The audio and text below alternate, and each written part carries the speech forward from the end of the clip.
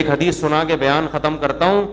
نبی صلی اللہ علیہ وسلم نے فرمایا جب جہنمی جہنم میں چلے جائیں گے, جنتی جنت میں چلے جائیں گے, تو جنتیوں میں جو رشتہ دار جن کے جہنم میں ہوں گے نا, جنتی اللہ سے سفارش کریں گے ان رشتہ داروں کے لیے, اور سفارش میں یہ الفاظ کہیں گے, اے اللہ ہمارے کچھ مسلمان کانوا یصلون معنا, جو ہمارے ساتھ مسجدوں میں نماز بھی پڑھتے تھے, ویصومون معنا, ہمارے ساتھ رمضان کے روزے بھی رکھتے تھے, لیکن آج اپنے گناہوں کی وجہ سے وہ جہنم میں ہیں, ان کو نکال لے.